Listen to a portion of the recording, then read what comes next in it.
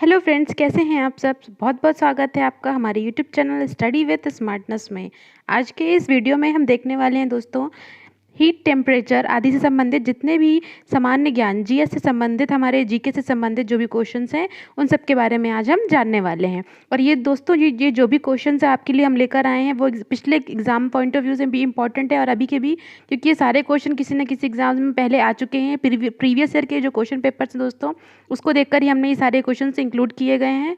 ये किनकी कौन कौन से क्वेश्चन जो है आपके लिए इंपॉर्टेंट है।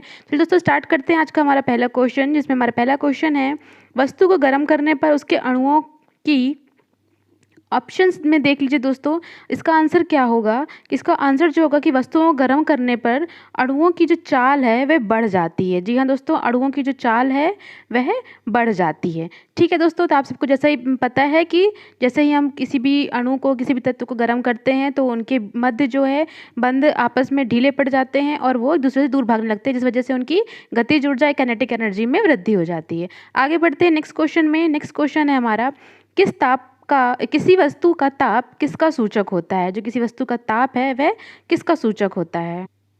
तो दोस्तों इसका सही आंसर है ऑप्शन डी, कि उसके अणुओं की औसत गतिज ऊर्जा का जो सूचक होता है। अगर हम ताप की बात करें दोस्तों, जो तापक्रम होता है वो अणुओं की जो औसत गतिज ऊर्जा है, अणुओं की औसत गतिज ऊर्जा, काइनेटिक एनर्जी का ये सूचक होता है कि उसकी काइनेटिक एनर्जी कितनी अधिक है। नेक्स्ट क्वेश्चन है हमारा दोस्तों, ऊष्मा एक प्रकार की ऊर्जा है जिसे कार्य में बदला जा सकता है। इसका जो प्रत्यक्ष प्रमाण है वो सबसे पहले किसने दिया था। करेक्ट आंसर है इसका दोस्तों ऑप्शन बी, रमफोर्ड। रमफोर्ड ने इसका जो है पूरा प्रमाण दिया था कि जो ऊष्मा एक प्रकार की ऊर्जा है जिसे कार्य में बदला जा सकता है। ठीक है दोस्तों, इसका करेक्ट आंसर है रमफोर्ड। नेक्स्ट क्वेश्चन में चलते हैं, जब कुछ पानी का लगातार मंथन किया जाता है तब उसका ताप बढ़ जाता है। ऐसा क्यों होता है दोस्तों। ऐसा इसलिए होता है दोस्तों क्योंकि यांत्रिक ऊर्जा का रूपांतरण होता है ऊष्मीय ऊर्जा में। यांत्रिक ऊर्जा अर्थात पानी का जो हम मंथन कर रहे हैं वो एक यांत्रिकी का ही रूप है। ठीक है, एक मैकेनिज्म है पानी का मंथन करना, और इस वजह से जो उसका ताप बढ़ जाता है तो उसे हम कहते हैं कि ऊष्मीय ऊर्जा में रूपांतरण हो रहा है यांत्रिक ऊर्जा का। करेक्ट आंसर होगा दोस्तों ऑप्शन सी। चलते हैं आगे बढ़ते हैं दोस्तों। हमारा नेक्स्ट क्वेश्चन है कि एसआई सिस्टम में तापमान की इकाई क्या होती है। एसआई सिस्टम में तापमान की इकाई पूछ रहा है दोस्तों, ध्यान से देखिएगा। सर करेक्ट आंसर होगा दोस्तों केल्विन, जो है एसआई सिस्टम में तापमान की इकाई है। जी हाँ, केल्विन को जो है एसआई सिस्टम में एक मान्यता दी गई है तापमान की। नेक्स्ट क्वेश्चन है हमारा दोस्तों, इनमें से कौन ऊष्मा का मात्रक नहीं है। इनमें से कौन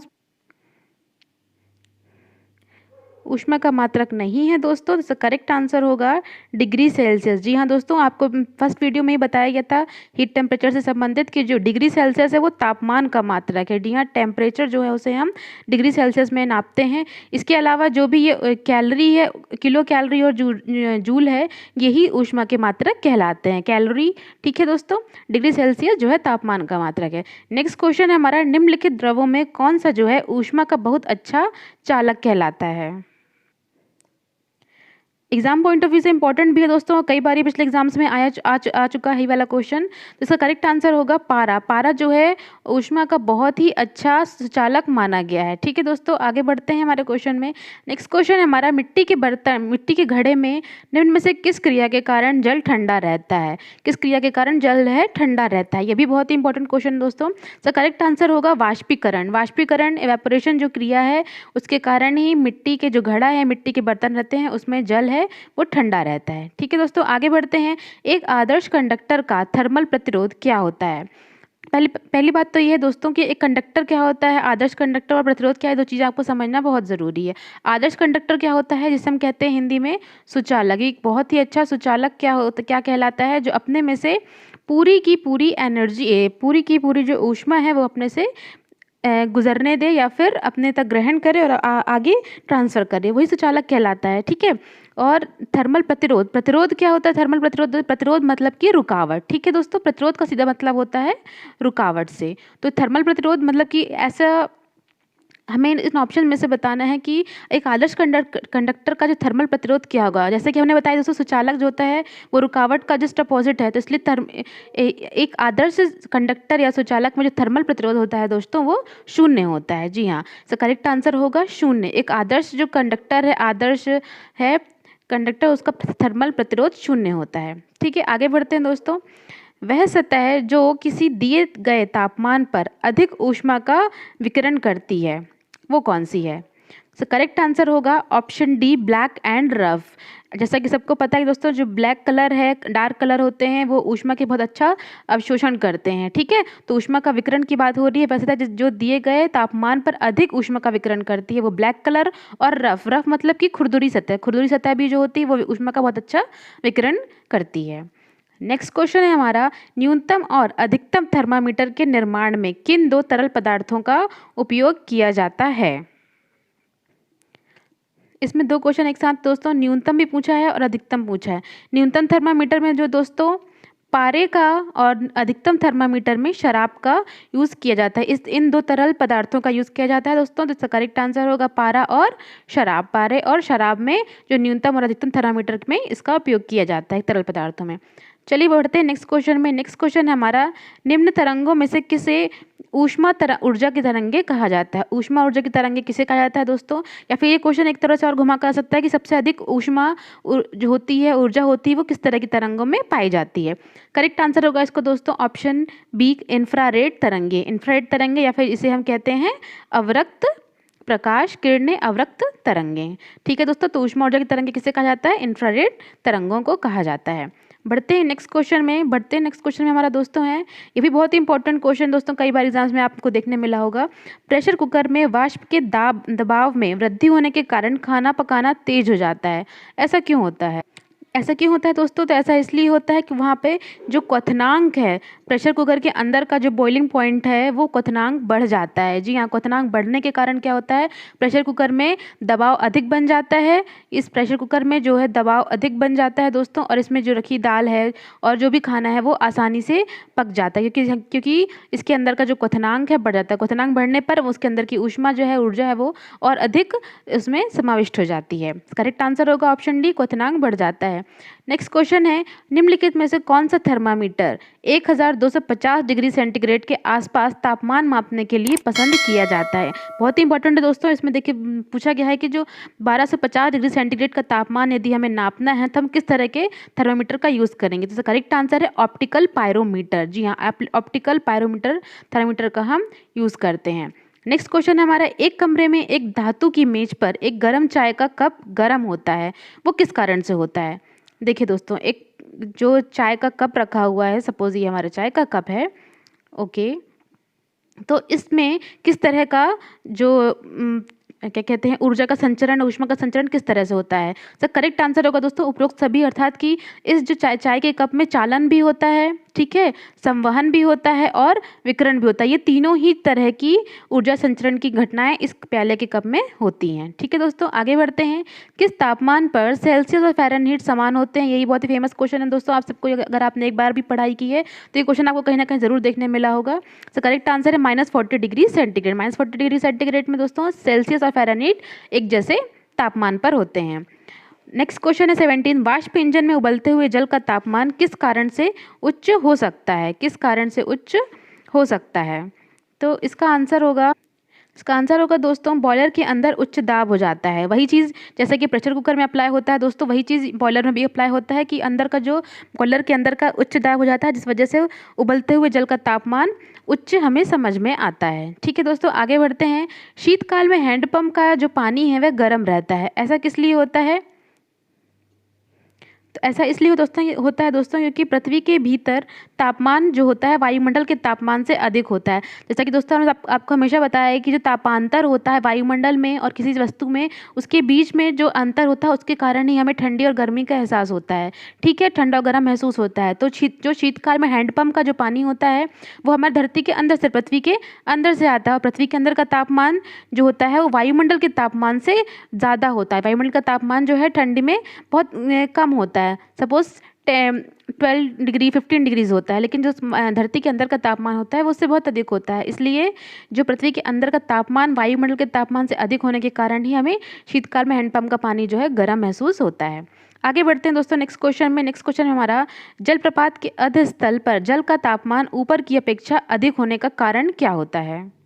होगा दोस्तों कि जो गिर रहे जल की गतिज ऊर्जा ऊष्मा में बदल जाती है। जी हाँ, जो जलप्रपात होते हैं, वाटरफॉल्स होते हैं दोस्तों, वहाँ पे जो जो ऊपर के पानी का जो अमाउंट होता है वो नीचे जो पानी का अमाउंट होता है, तो यहाँ पर आपकी काइनेटिक एनर्जी दोस्तों सबसे ज़्यादा होती है और यहाँ पर पोटेंशियल एनर्जी ज़्यादा होती है। अगर आपने हमारे एनर्जी के वीडियोस देखे हैं न्यूटन्स लॉ वगैरह आदि में, तो उसमें आपको स्पष्ट हो जाता है कि जो ऊपर फ्लो होता है, फ्लो में अधिक होने के कारण, जी हाँ दोस्तों, यहाँ पर जो फ्लो होता है झरने का वो ज़्यादा होता है और इस वजह से यहाँ पर काइनेटिक एनर्जी अधिक हो जाती है और यहाँ पर पोटेंशियल एनर्जी अधिक हो जाती है। और जहाँ पर काइनेटिक एनर्जी ज़्यादा होगी वहाँ पर ऊष्मा अधिक हो जाती है।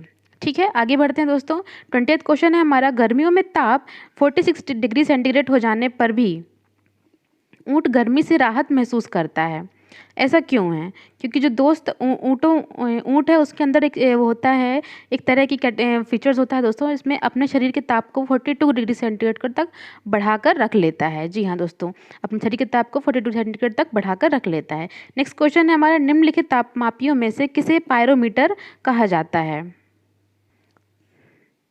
इसका करेक्ट आंसर है दोस्तों विकिरण तापमापी को ही हम पायरोमीटर कहते हैं। पायरोमीटर किसे कहते हैं दोस्तों? जो सूर्य के ताप को अत्यधिक ताप को जो मापने के लिए हम पायरोमीटर का यूज़ करते हैं, तो इसे हम क्या कहते हैं? विकिरण तापमापी भी कहते हैं। नेक्स्ट क्वेश्चन है हमारे, निम्न में से कौन सा सही है? देखिए दोस्तों, यहाँ पर हमने आपको एक फॉर्मूला बताया हुआ था जिसमें हम एक डिग्री सेंटीग्रेड, फ़ारेनहीट आदि सबको कन्वर्ट कर सकते हैं, जिसमें आपको बताना है कि सही इसमें से इक्वेशन कौन सी बनती है हमारी। ठीक है,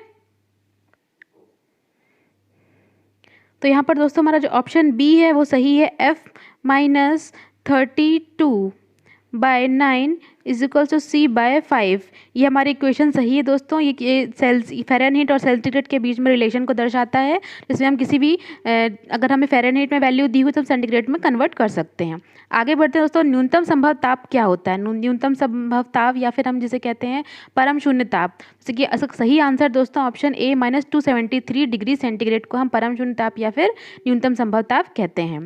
नेक्स्ट क्वेश्चन है, मानव शरीर का तापमान जो है 98.4 डिग्री फ़ारेनहीट है, इसके बराबर सेंटीग्रेड में तापक्रम क्या होता है? ये भी बहुत ही फेमस क्वेश्चन है दोस्तों, ट्रेंड करता है एग्जाम में। करेक्ट आंसर होगा 36.89 डिग्री सेंटीग्रेड जो होता है वो 98.4 डिग्री फ़ारेनहीट के बराबर होता है। या तो 36.89 दिया जाए या फिर 37 डिग्री सेंटीग्रेड दिया जाता है दोस्तों, दोनों ही ऑप्शन आपके सही होते हैं।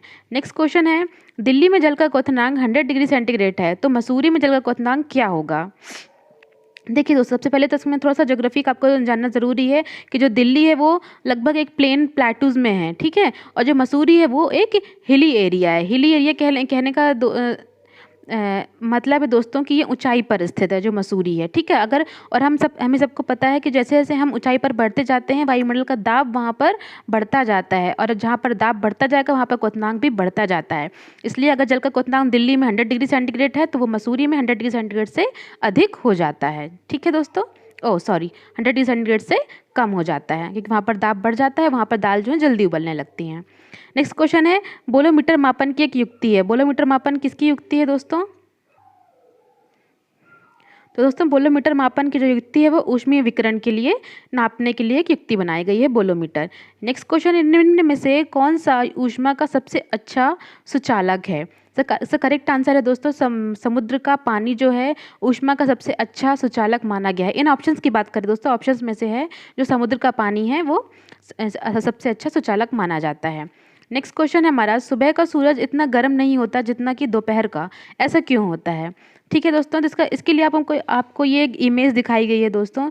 देखिए क्या होता है, जो सुबह का समय है तो उसमें हमारी जो सन की जो रेज़ हैं, प्रकाश की किरणें हैं, वो तिरछी पड़ती हैं इस तरह से पृथ्वी के तिरछे स्थान पर पड़ती हैं, और जहाँ पर तिरछी होगी दोस्तों वहाँ पर हमें प्रकाश को जो है चलने के लिए काफ़ी लंबी दूरी तय करनी पड़ती है। इस वजह से प्रकाश की जो किरणों की तीव्रता होती है, वो पृथ्वी तक आते आते कुछ हद तक ठंडी हो जाती है। लेकिन जो दोपहर का समय होता है दोस्तों 12 बजे का, तो वहाँ पर हमारी जो प्रकाश है वो सीधे जैसे कि हम जानते हैं दोपहर के 12 बजे सूरज हमारे ठीक सर के ऊपर ही होता है और हमें ज़्यादा गर्मी लगती है। ऐसा क्यों होता है? क्योंकि जो सीधी रेखा में गमन कर रहा है प्रकाश, इसे पृथ्वी तक पहुंचने में इस पथ से कम समय लगता है, ठीक है। तो इस वजह से अगर कम समय लग रहा है तो इसकी प्रकाश की जो तीव्रता भी है वो तेज हो जाती है।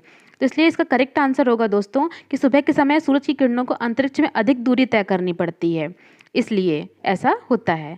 नेक्स्ट क्वेश्चन है, अच्छे उत्सर्जक अच्छे अवशोषक होते हैं, यह नियम किसने दिया था? तो बहुत इजी क्वेश्चन है दोस्तों। यह जो नियम है किरचॉफ ने दिया था कि यदि कोई वस्तु अच्छी उत्सर्जक है तो वह अच्छी अवशोषक भी होती है। नेक्स्ट क्वेश्चन है दोस्तों हमारा, गर्म जल 90 डिग्री सेंटीग्रेड से 80 डिग्री सेंटीग्रेड तक ठंडा होने में 10 मिनट लेता है, तो वहीं 80 से 70 तक आने में उसे कितना समय लगेगा? बहुत ही अच्छा क्वेश्चन है दोस्तों। ये भी आपको एक कॉन्सेप्ट वीडियो में हमने पहले ही बता चुका है कि जहाँ पर तापांतर अधिक होता है तो वहाँ पर समय जो है जहाँ पर तापांतर अधिक होता है वहाँ पर जो समय होता है ठंडा होने में वो कम लगता है, यहाँ पर ज़्यादा लगता है। मतलब कि अगर 90 से 80 डिग्री सेंटीग्रेड आने में 10 मिनट लग रहा है तो 80 से 70 डिग्री सेंटीग्रेड आने में हमें 10 मिनट से अधिक का समय लगता है। ठीक है दोस्तों, आई होप आपको हमारा ये वीडियो पसंद आया होगा दोस्तों। हमारे चैनल को लाइक, सब्सक्राइब और शेयर करना बिल्कुल भी ना भूले। बने रहिए हमारे वीडियो में। मिलते हैं नेक्स्ट वीडियो में, तब तक के लिए धन्यवाद।